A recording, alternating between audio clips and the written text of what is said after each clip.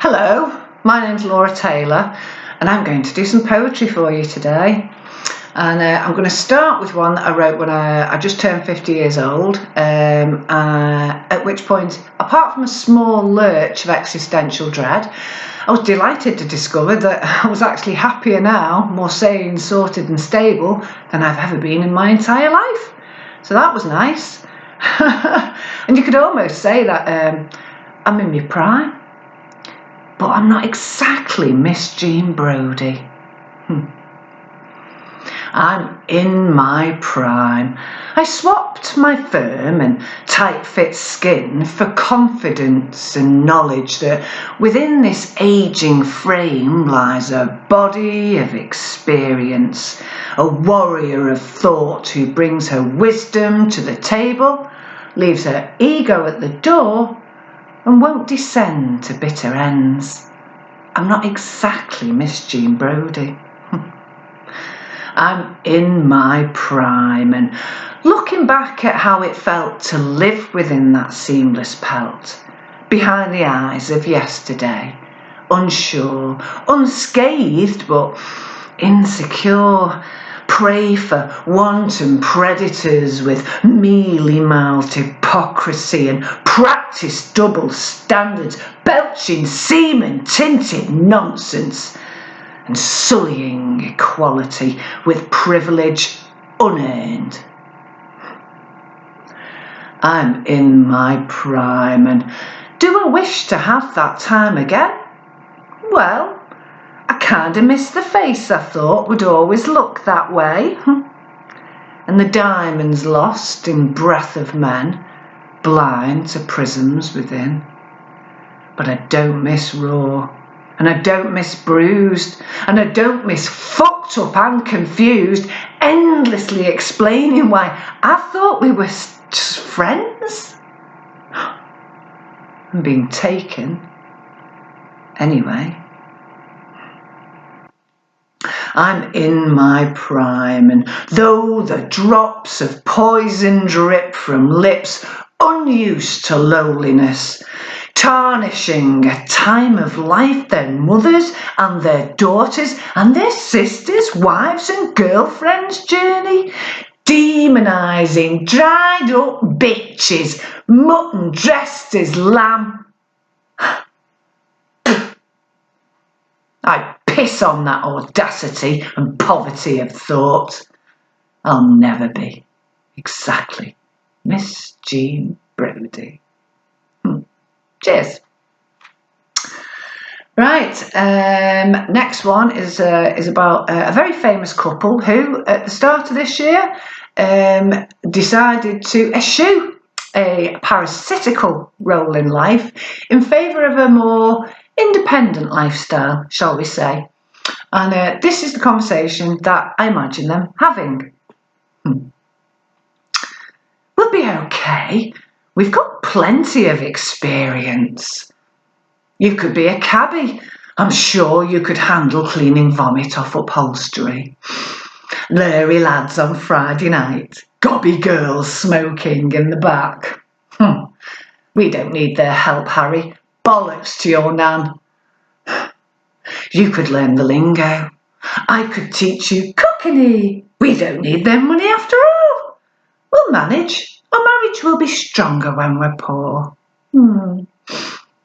I'll return to acting or celebrity, whatever.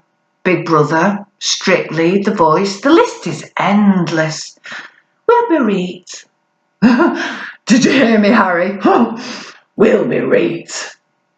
Perhaps I'll get a role on Coronation Street. I've clearly mastered dialect. We don't need their privilege. We'll manage. Our marriage will be stronger when we're skint. I could be a dinner lady dishing up spuds. I'd look pretty good in a tabard, don't you think? Gingham really suits me. You could do sales. I could see you in a suit. Your la-di-da accent would go down a real treat. Beamers only, of course. Or maybe Rovers. Landies, like your granddad likes to crash on the estate. We'll manage. Our marriage will be stronger when we're skint. I could deal down the park. I'm sharky when I want to be. I'll undercut the youth or loosh underclass, keep a blade in my bag. Offer top-class buds, bit of pollen, Moroccan, balloons for the loons, 50p a go. Others Tesco, Aldi. As long as we agree to work 24/7, 365, we'll be fine. Our marriage will be stronger on the breadline. You could wash cars at the garage of a Sunday. I might fancy you more, bit of rough with your chamois.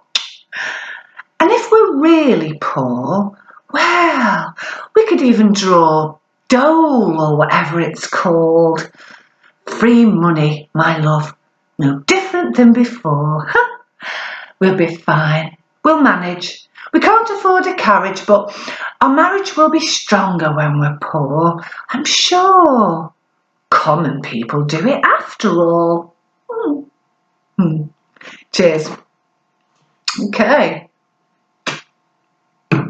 Moving on to another topical poem. I wrote this one about 2 weeks into lockdown when it's safe to say feeling a fair bit of anxiety, like most folk, to be honest. We fucked in the morning, before dawn's light choked desire with uncertainty. And the bees didn't know and the birds didn't care, the economy's collapse was hanging in the air, but we were frozen. Libidos crashed as society smashed against the ground, and just as the spring woke land and lamb and bright sun rose on magnolia's bloom, butterflies dusty rouse. Boom went bust, jobs got lost, futures broken, national legs and lungs closed down. We extracted empty promises of ongoing hours from bosses facing losses on their capital gains. Observed that poverty, profit and policy never made love, though slept in the same wet bed.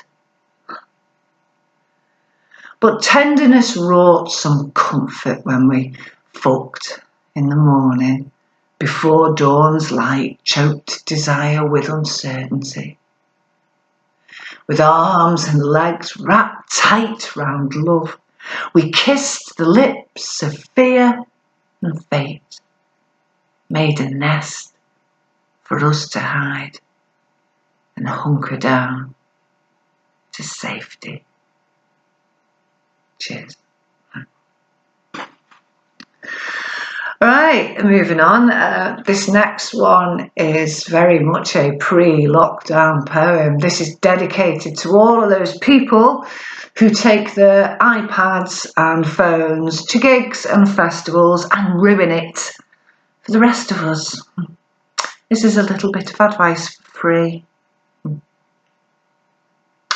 you remember watching Motorhead in Bingley Hall in Stafford? The time that fella's ears bled, Lemmy's warts, the wall of sound, and filthy going mad. Do you remember where we stood that night? And how that fella, 6'3", came and stood in front of me, so we just moved a step along and simply carried on. At every single gig for years, a giant stood in front of me, and usually he'd introduce the contents of his arse to me, silently. 15 pints of Guinness and a King Brawn biryani.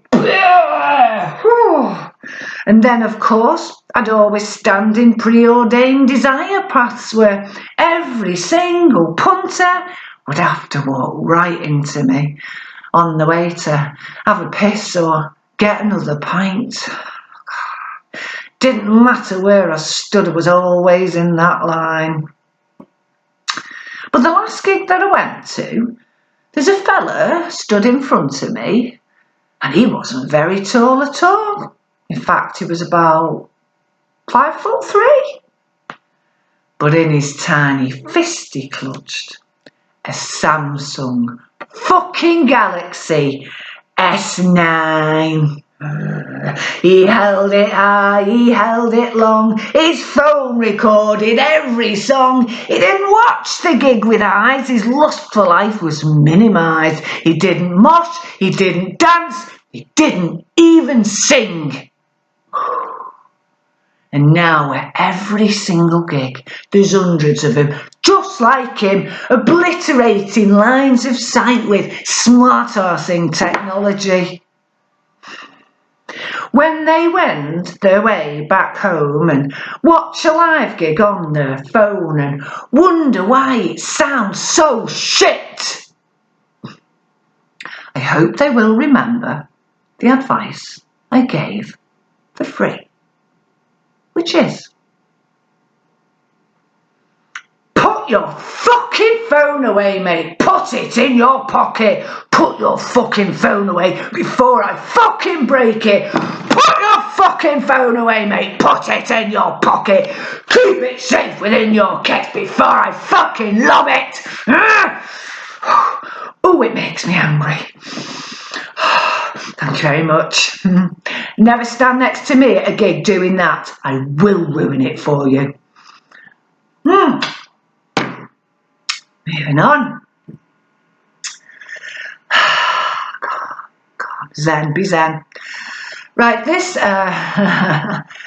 this next poem is about missing someone or something so much that it physically hurts.